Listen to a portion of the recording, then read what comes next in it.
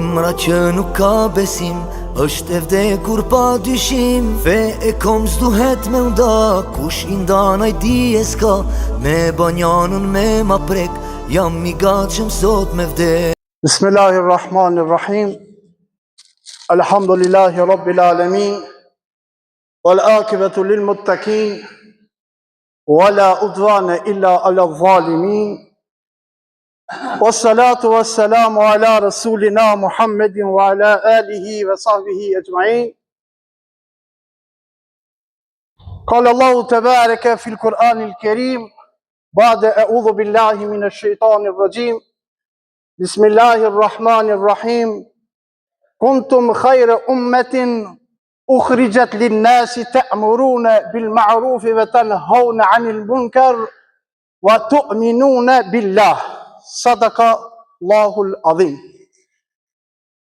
Falënderimi dhe lavdrimi i takon Allahut Dhul Gjelal. Atë falenderojmë, prej Tij falje dhe ndihmë kërkojmë. Salatë dhe selam i dërgojmë Muhammed Mustafa sallallahu alaihi wasallam.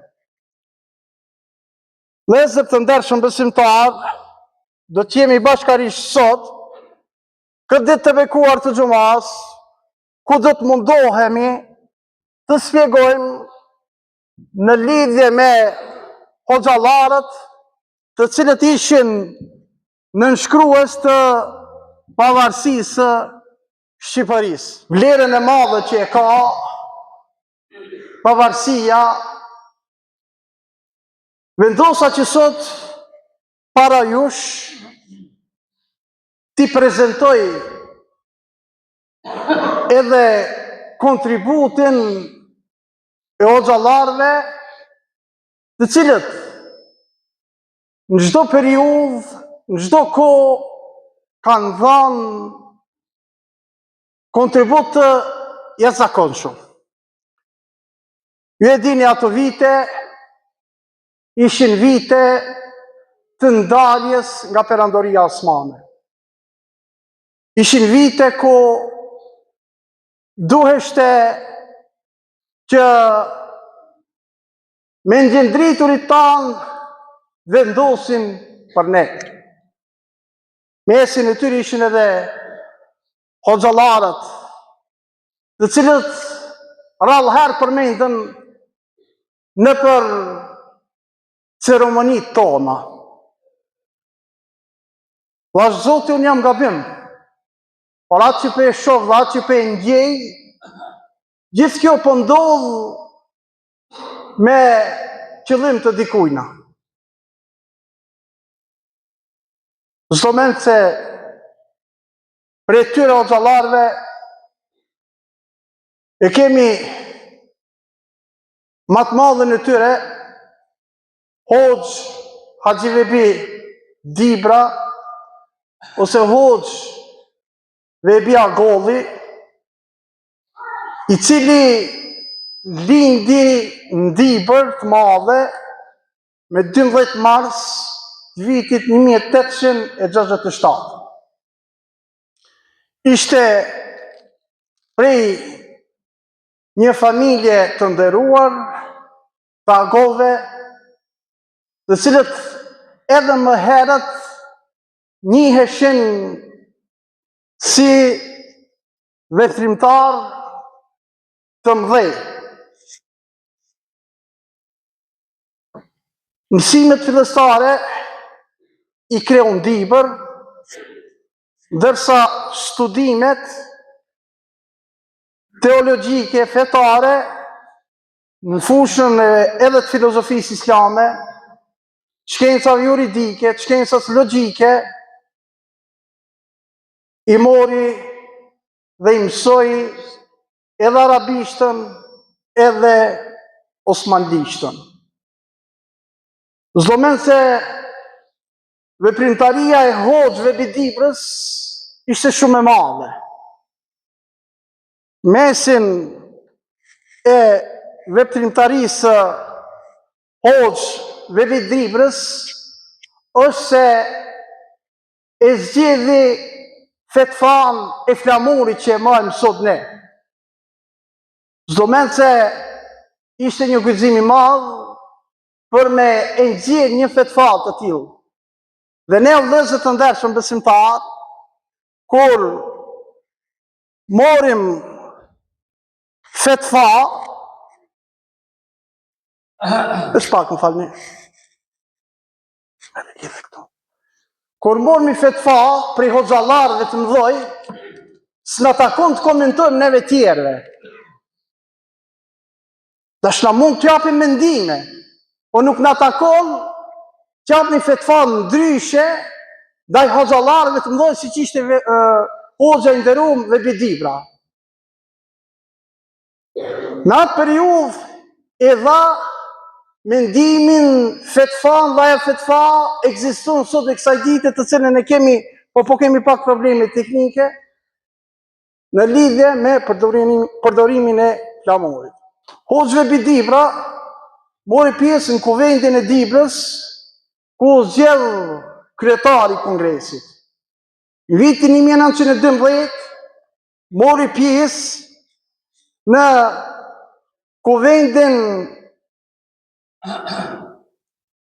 e Vlorës, ditën e flamurit, ditë në të cilën u shpall pavarësia e Shqipërisë më 28 nëntor, ishte edhe përfaqësuesi Dibrës. Në qeverinë e parë të Shqipërisë, Haxhi Vebi Dibra u zgjodh kryetar i Pleqënisë, pastaj zgjidhet edhe nën kryetar i qeverisë. Kur kryeministri i parë mungonte, Hoxha Vebi Dibra ishte ai i cili e zaventësonte. Në vitin 1913, qeveria e përkohshme e Shqipërisë e ngarkon Hoxh Haxhi Vebi Dibrën me detyrën e muftiut të përgjithshëm të komunitetit musliman të Shqipërisë përmbar Shqipërinë.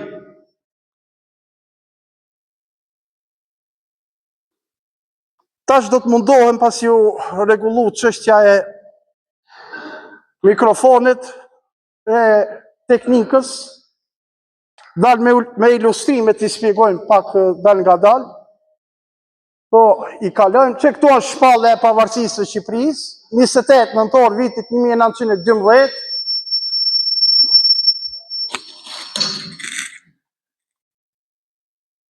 Kur Kuvendi Kombëtar i Vlorës e shpalli pavarësinë e Shqipërisë, akti i shpalljes së pavarësisë përbën një nga ngjarjet më të rëndësishme në historinë e popullit shqiptar.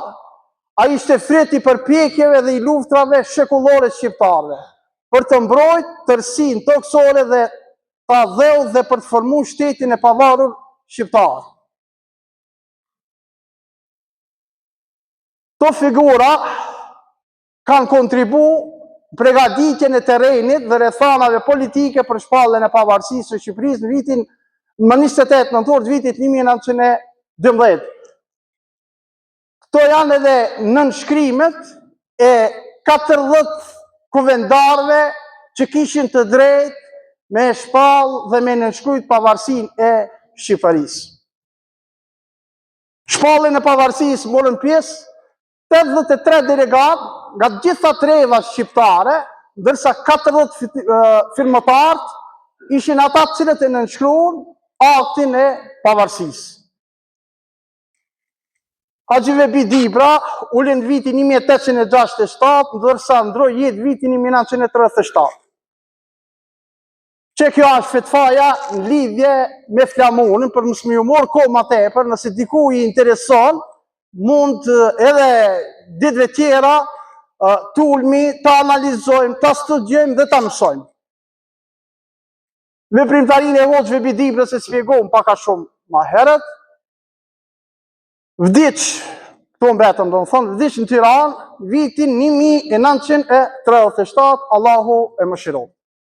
Tjetër personalitet nga hoxhallarët që ishin pjesëmarrës të nënshkrimit të pavarësisë së Shqipërisë ishte Hafiz Murteza Ali Struga, i cili u lind në vitin 1878 në Strug, shkollën fillore dhe të mesme i kreu në Strug, që në moshë 3 kishte interesim për përhapjen e gjuhës shqipe, sidomos tek fëmijët e familjeve të varfra.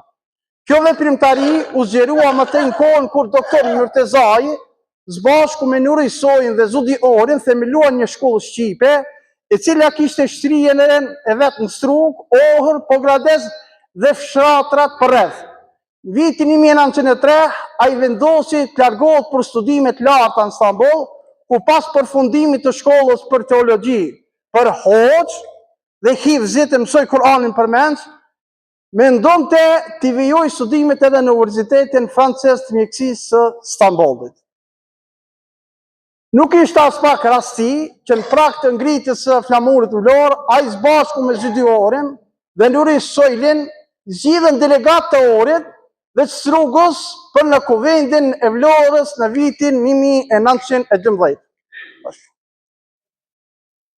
Këtë fotografi më krejt e dim, do më thonë, Isa Boletini duke pull flamorin në Vlorë, i cili mrini Vlorë pak ma vonë se të shpallët pavarësia.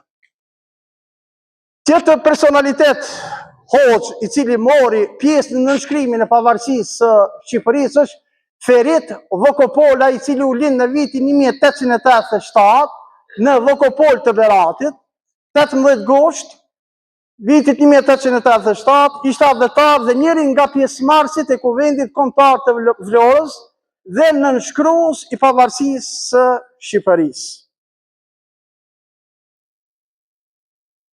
Ishte publicist, ishte ministër, ishte deputet, e kështu me radhë.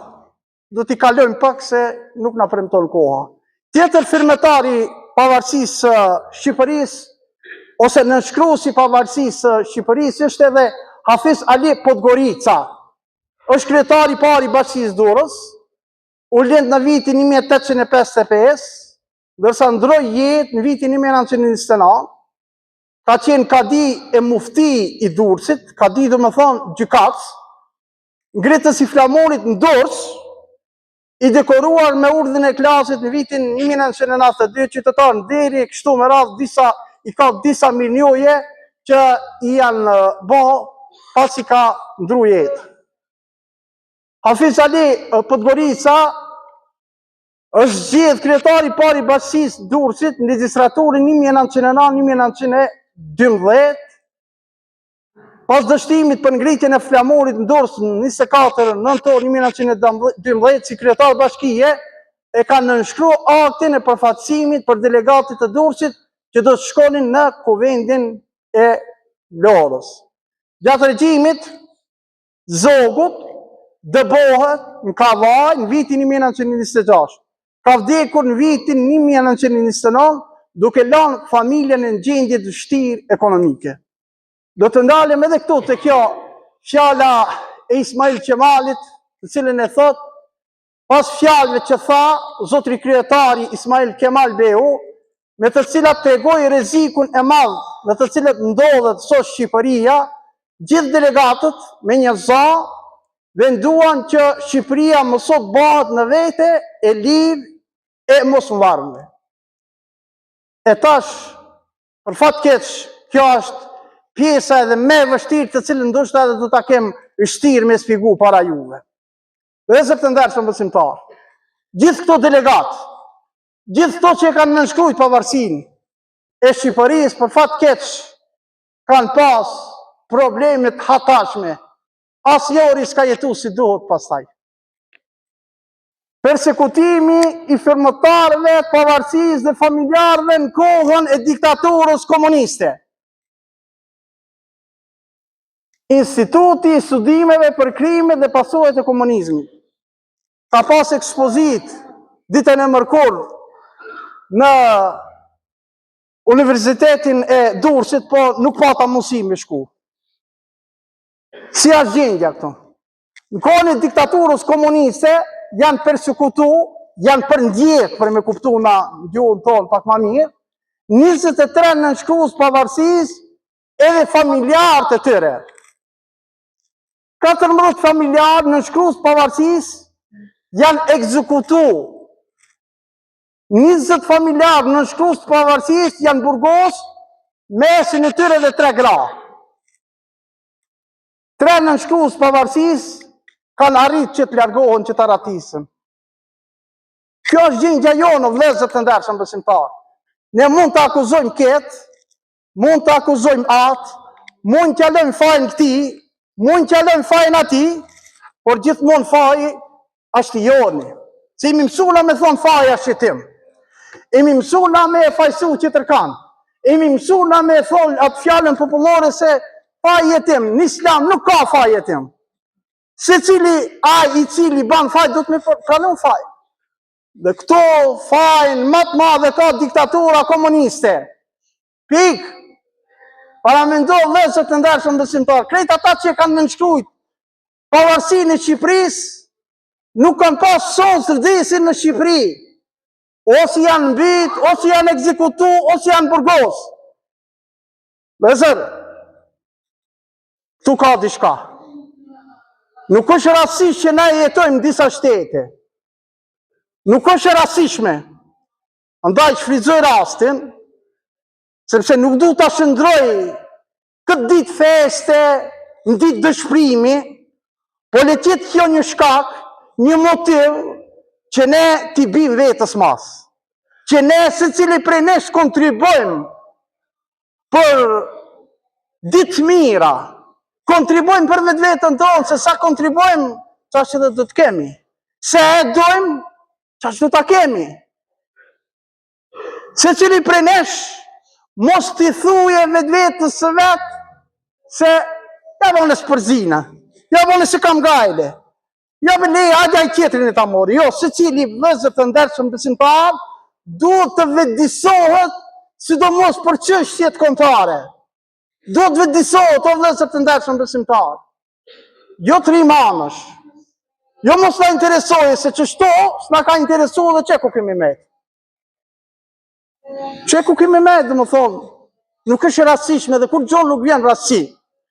Shfrytëzoj rastin, vëllezër të ndershëm besimtar, të gjithë juve që jeni sot në xhami, edhe të tjerët që na përcjellin nëpërmjet rrjeteve sociale, që uroj 28 nëntorin, ditën e shpalljes së pavarësisë së Shqipërisë, duke lutur Zotin që të punojmë, të afrohemi, bashkohemi, sepse kjo është misioni jonë, afrimi, bashkimi, të afrohemi me vëllezërit tonë, për në familje do të nisim, të afrohemi me motrat tona, të afrohemi me vlatët tonë, të afrohemi me prindërit e tonë.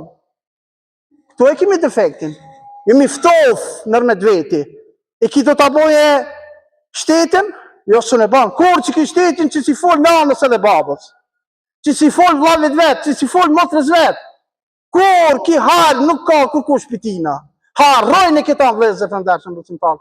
Nga Zoti Xheleshanu që vitët në vijim, kemi ma të afrum, kemi ma të bashkum, kemi nga ata të cilët ta dim shkakin e ardhjes tonë këtë dunja, sepse nuk jemi në dunja vetëm se me hangë dhe me pi, nuk jemi në dunja vetëm se me e zonë një vend me fletë, nuk jemi në dunja vetëm se me arë me e zonë një vend xhami, nuk jemi në dunja me e zonë një vend rrugës, nuk jemi në dunja vetëm se me kalu kohën, por ka mision, se cili prej nesh ka misionin e vetë, se cili prej nesh duhet punoje prej vetë vetës vetë, se cili prej nesh duhet filloje prej të vetë vetja vetë, dhe Zoti Xheleshanu rezultatet kanë me nartë.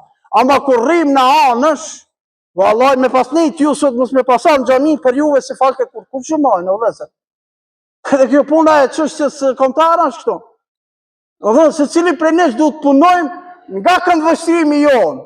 Se cili prej këndvështrimit tonë, ta japim maksimumin tonë, dhe Zoti Xheleshanu që të afrohemi, që të bashkohemi, një kombë, një flamur, një shtet, e kemi ama. A mund do të bojnë? Qështu jo.